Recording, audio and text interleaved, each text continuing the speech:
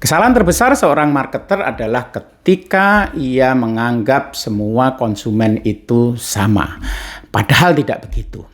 Konsumen berbeda-beda dan karena berbeda-beda, maka mereka harus diperlakukan dan dilayani secara berbeda-beda pula. Contohnya teman-teman, kita punya satu pasar di mana ternyata di dalam pasar itu ada tiga jenis konsumen. Yang pertama adalah price oriented, yaitu konsumen yang hanya peduli kepada harga murah, ya. Atau barangkali di segmen itu juga ada yang quality oriented, ya, yaitu yang peduli pada kualitas. Nah, atau segmen yang ketiga barangkali peduli kualitas, tetapi harganya juga mesti harus harga yang reasonable, ya, namanya value oriented segmen, ya. Atau bisa juga kita mendapati market kita itu ternyata ada 3 jenis konsumen. Yang pertama adalah Gen X, kemudian yang kedua adalah milenial, yang ketiga adalah zilenial. Jadi ini masing-masing segmen ini beda-beda. Itulah sebabnya teman-teman kenapa segmentasi itu sangat penting di dalam marketing, ya, teman-teman marketer. Segmentasi adalah upaya marketer untuk memecah pasar ke dalam kelompok-kelompok konsumen yang memiliki perbedaan karakteristik tertentu, ya. Jadi perbedaan karakteristik ini bisa berdasarkan demografi, ya, demografi daerah barangkali, atau usia, ya, tua, muda, anak-anak, ya, atau pendapatan, ada tengah, ada atas, tengah, bawah, ya, atau barangkali pekerjaan, ada entrepreneur, ada petani, dan seterusnya. Bisa juga pendekatan perbedaan karakteristik ini berdasarkan psikografi, ya, psikografi reason to buy, misalnya alasan konsumen membeli produk kita, atau barangkali karena perbedaan gaya hidup, ya, atau personality, atau bisa juga perbedaan behavior, teman-teman, ya. Jadi perbedaan behavior biasanya kebiasaan atau pola penggunaan produk atau pola pembelian produk. Teman-teman, tujuan dari segmentasi adalah, tujuan utamanya adalah kita bisa membeda-bedakan pasar ke dalam segmen-segmen sehingga kita bisa mengenali needs, ya, preferensi dan perilaku dari masing-masing segmen tersebut, ya. Teman-teman, di dalam segmentasi, ketika kita sudah menetapkan segmen atau segmentasi, maka karakteristik di satu segmen itu harus seragam, ya. Karena dengan begitu kita akan tahu needs dari segmen tersebut, dan dengan demikian kita bisa melayani segmen tersebut secara lebih customized dan lebih presisi. Kalau marketer menganggap semua konsumen itu sama, maka ia menggunakan pendekatan yang saya sebut sebagai pendekatan Rambo, ya. Barangkali teman-teman ingat film Rambo, ya, tahun 90-an, ya, film Rambo, ya. Jadi si Rambo ini kalau menembak itu dengan menggunakan senapan mesin, ya, pelurunya banyak tapi nembaknya ngasal gitu, ya. Semua market ditembak gitu. Tetapi kalau marketer menggunakan pendekatan segmentasi, maka ia menggunakan pendekatan yang saya sebut sebagai pendekatan sniper. Jadi ada pendekatan Rambo, ada pendekatan sniper. Seorang sniper selalu menembak sasaran secara taktis dan presisi, ya. Jadi seorang marketer sniper nggak perlu menembak semua segmen, tetapi dia hanya menembak certain segmen tertentu saja yang sesuai dengan kekuatan atau keunggulan dari produk.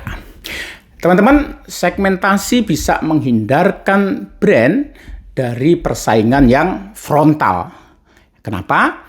Karena dengan mensegmentasi pasar, kita bisa menarget pasar itu dengan point of view yang berbeda dari pesaing.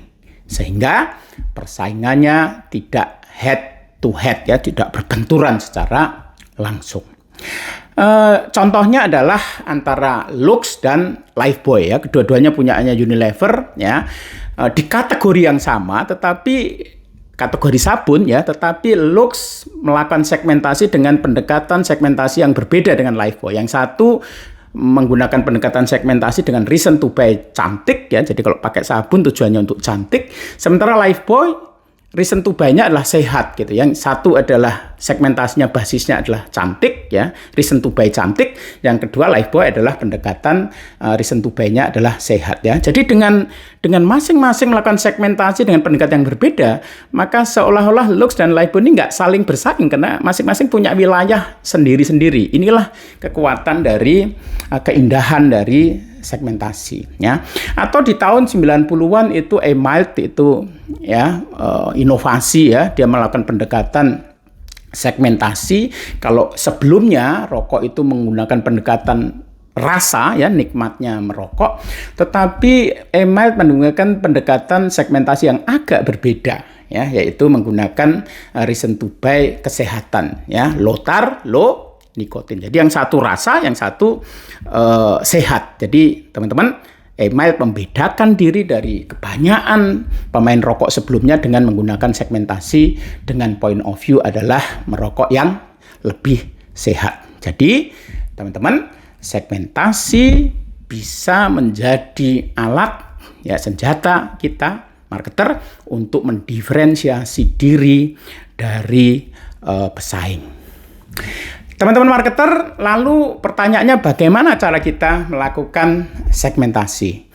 Teman-teman, berikut ini adalah berbagai variabel yang bisa kita gunakan untuk melakukan segmentasi pasar. Ya. Yang pertama adalah pendekatan cohort.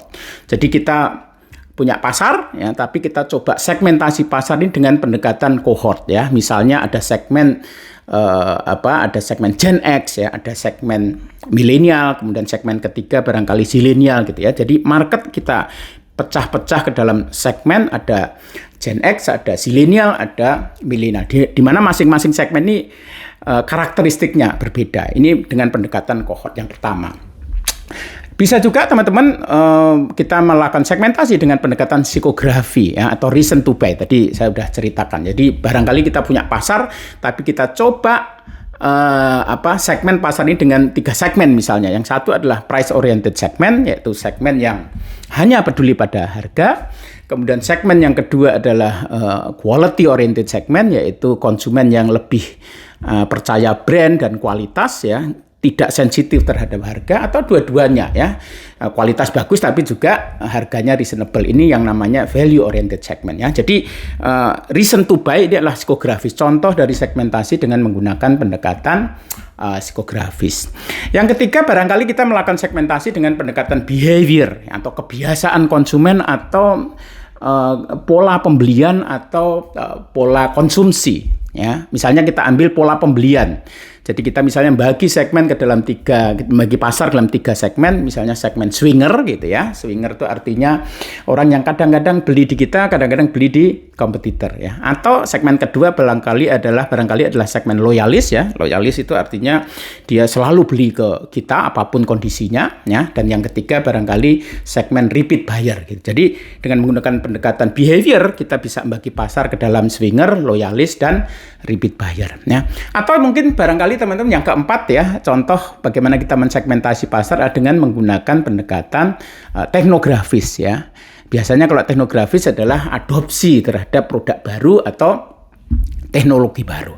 Kita bisa bagi pasar ke dalam segmen early adopter ya, mainstream, atau laggard ya. Kalau early adopter berarti ketika iPhone keluar ya, iPhone terbaru keluar, maka dia akan beli yang pertama, itu namanya early adopter. Atau ketika teknologi atau produk itu sudah mencapai mainstream market ya, itu namanya baru dia beli, itu namanya adalah mainstream segment. Atau segmen yang kalau produknya sudah out of date dia baru beli ya, itu namanya segmen laggard ya. Nah, jadi teman-teman, ringkasnya kita bisa menggunakan pendekatan cohort, bisa dengan psikografi, dengan behavior, atau dengan teknografi. Ingat ya, jadi kemampuan kita ngambil atau melakukan segmentasi dari point of view yang berbeda dari kompetitor itu akan mendiferensiasi produk kita dari kompetitor.